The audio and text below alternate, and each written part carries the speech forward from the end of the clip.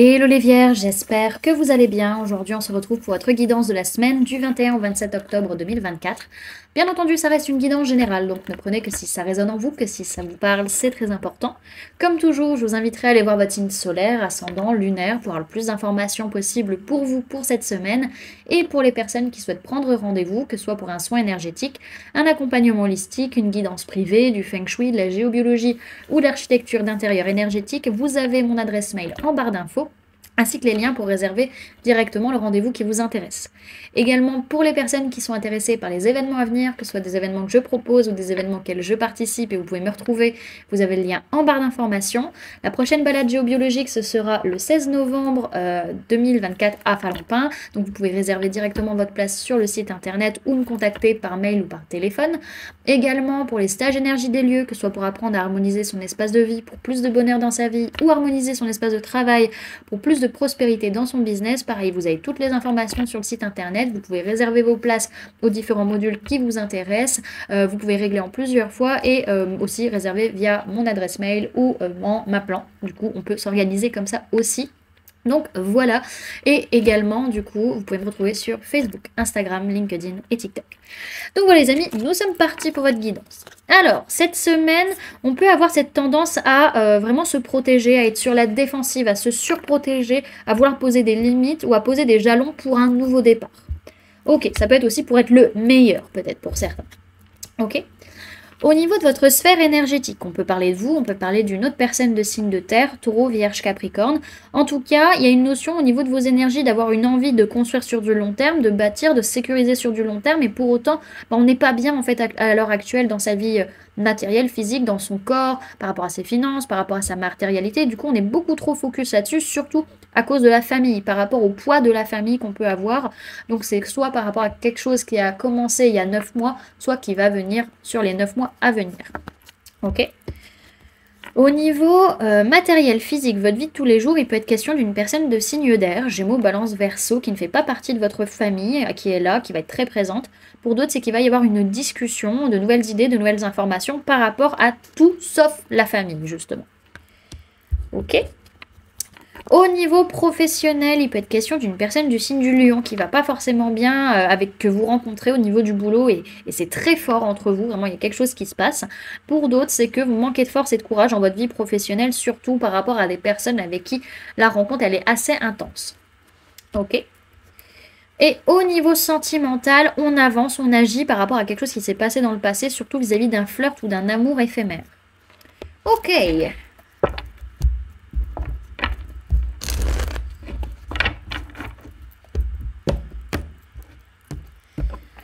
Alors, Vierge du 21 au 27 octobre 2024, s'il vous plaît, mes guides.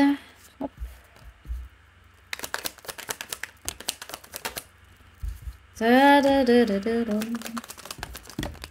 Eh ben.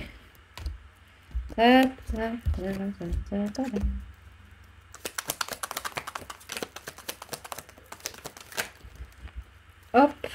Et hop. Là. Alors, au niveau des signes du zodiaque qu'on a dans votre tirage, les amis, pour cette semaine, on peut parler de personnes de signe d'eau, Cancer, Poisson, Scorpion, essentiellement le Scorpion, et on peut parler de vous ou d'une autre personne du signe de la Vierge, ainsi qu'une autre personne de signe de... Enfin, ainsi qu'une personne de signe de feu, Bélier, Lion, Sagittaire. Alors, c'est une semaine où les relations, les liens d'âme, liens de cœur, liens de sang, surtout peut-être avec une personne de signe d'eau, sont pas forcément faciles à vivre parce qu'on se sent rejeté, on se sent pas à sa place, on a la sensation de perdre des choses concrètement dans la matière, peut-être des finances, peut-être des objets, etc. En tout cas, on sent qu'il y a un changement et que ça a besoin de clôturer, on a besoin de dire ce qu'on a sur le cœur. Pour d'autres, c'est pas une personne de signe d'eau, mais c'est plutôt que dans ces relations, vous avez une grosse blessure de rejet qui ressort et ce sentiment de pas être à votre place, pardon, et vous vous laissez traverser par cette émotion pour vous dire qu'à un moment donné, bah, c'est bon, ça va changer, ça va s'arrêter, vous avez pu ressentir ça, mais vous allez avoir besoin quand même à un moment donné d'ouvrir votre cœur et de dire les choses.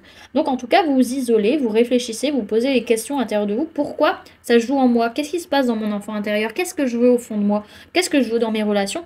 Et en fait, on se rend compte que vous n'avez pas forcément envie de co-créer, de co-construire, vous n'avez pas forcément envie de mettre des choses en place avec ces personnes, et en fait vous vous en rendez compte que c'est surtout lié à votre enfance, soit à votre enfance, soit par rapport à vos enfants, soit par rapport à vos rêves d'enfance, mais en tout cas, le fait de vous rendre compte de ça, bah, ça vous permet de vous sentir mieux émotionnellement parlant. Alors, on voit qu'avec une personne de signe de feu, Bélier, Lion, Sagittaire, il peut y avoir une perte émotionnelle, il peut y avoir une perte relationnelle, on peut sentir vraiment que ça ne va plus ensemble, on a besoin de pleurer, on se sent mal, etc. Pour d'autres, c'est que, en fait, c'est nos désirs, nos besoins, alors c'est pas nos besoins, mais c'est plutôt nos passions, nos désirs, et le fait de prendre des risques, nos actions un petit peu trop fougueuses sans réfléchir, qui font qu'au final, bah, il y a autant de tristesse dans les relations et que vous vous sentez mal par rapport à ces personnes. Alors, ensuite, ce qu'on nous raconte, c'est que vraiment par rapport à ces personnes, ces liens d'âme, liens de cœur, liens de sang, vous vous sentez isolé, vous avez besoin de vous mettre à l'écart, de réfléchir, de vous poser les bonnes questions. Pourquoi ça se passe comme ça émotionnellement parlant avec ces personnes? Vous avez besoin de vous laisser traverser cette semaine par vos émotions, surtout vis-à-vis de votre enfance, de vos enfants, ou de votre enfant intérieur, ou de vos rêves d'enfance. En tout cas, on a vraiment ces perturbations liées à l'argent, à la matérialité, à sa place, la notion de ne pas être à sa place, mais en fait c'est parce que vous-même, vous vous impliquez pas en fait. Vous voulez pas partager, vous voulez pas co-créer, vous voulez pas collaborer. Et c'est ça en fait que vous vous sentez rejeté. C'est que vous vous rejetez en fait du projet en lui-même. Donc à un moment donné, il va falloir trouver un juste équilibre, trouver votre place sans vous rejeter, sans vous mettre de côté les amis. Ça va être nécessaire aussi. On a cette notion de faire des efforts concrets pour vous investir et être là avec les autres en fait. Et pas vous mettre directement de côté. Il y a un gros changement qui arrive parce que vous prenez conscience et vous ouvrez votre cœur. Et le fait d'ouvrir votre cœur vous permet de vous sentir beaucoup mieux et aussi de retrouver un petit peu votre âme d'enfance. Ok? Alors, derrière ce qu'on a, c'est qu'il peut y avoir un blocage vis-à-vis d'une personne du signe du Capricorne, ou alors vous vous sentez bloqué de par vos pardons, de par vos blessures, de par vos peurs, etc. Ok. Alors, on va aller voir le message, enfin le conseil pour la semaine, les amis. Alors, conseil pour les vierges pour la semaine du 21 au 27 octobre 2024, ce premier guide. Ok, vous avez deux cartes, vous avez rituel et se nourrir. Alors les amis, n'hésitez pas à apprendre des bonnes habitudes au niveau de la nutrition, déjà dans un premier temps, et peut-être pour certains à pratiquer la kitchen witchery. Alors derrière, ce qu'on vous dit, c'est vraiment, faut déjà apprendre à vous satisfaire de ce que vous avez concrètement parlant dans votre vie et prendre le temps de la pause pour réfléchir à ça. Ok ? Alors, la carte rituel vous parle de célébration, de magie, de travail énergétique et d'alignement. Sa formule sacrée, c'est « je me ressente sur la magie de l'instant ». Sophistiqué ou en toute simplicité, tout n'est qu'une question de choix. Je pratique en pleine conscience. Intention posée, tout est aligné. Quand l'énergie circule avec fluidité, mon cœur peut s'exprimer. Mes succès, mes progrès, ou les cycles de la vie, je célèbre au gré de mes envies. Cette carte vous invite à pratiquer votre magie en conscience et par choix. Ne laissez personne rythmer vos célébrations, vous êtes unique. Votre âme sait ce dont elle a besoin, suivez votre chemin. Chaque parcours est semé de succès, grandiose ou plus discret. Honorons-les comme il se doit. Célébrez la magie de l'instant, rien n'est plus important. On vous dit que cette semaine, vous vous nourrissez de ce sentiment de gratitude qui emplit votre vie et on vous conseille de célébrer ces petits riens et ces grands tout qui jalonnent votre chemin. Et avec la carte se nourrir, on vous parle de goût, de santé, de potions et savourer. Sa formule sacrée, c'est « je me nourris en conscience ». Dans ma marmite, une pincée de feuilles, une touche de fleurs, un brin de magie et ça mijote. Sur mon palais ça crépite, dans mes veines ça s'agite. Potion de soin, je te tiens entre mes mains. Cette carte appartient à la famille des sens. Elle vous rappelle l'importance du goût. Apprenez à apprécier toutes les saveurs que la vie vous propose, en conscience, et nourrissez ainsi votre pouvoir créateur. Tout n'est que question de dosage, n'oubliez pas qu'une potion de guérison sommeille toujours quelque part. On vous dit que cette semaine, vous savez prendre soin de vous et nourrissez votre corps en conscience, et on vous conseille de concocter les potions qui vous appellent.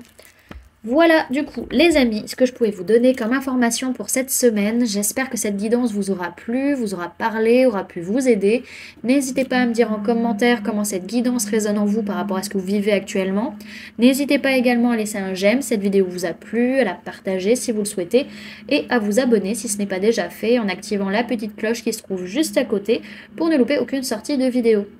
Également, pour les personnes qui souhaitent donner un petit coup de pouce à la chaîne, vous pouvez laisser un merci, vous pouvez devenir membre en cliquant sur le bouton rejoindre ou encore laisser un don via le lien PayPal que vous trouverez en barre d'informations. En attendant les amis, moi je vous remercie d'avoir cliqué sur cette vidéo, d'avoir pris ces quelques minutes avec moi, d'être resté jusqu'à la fin de la guidance. Et puis moi je vous fais du coup plein de gros bisous, prenez bien soin de vous, à très bientôt. Bye!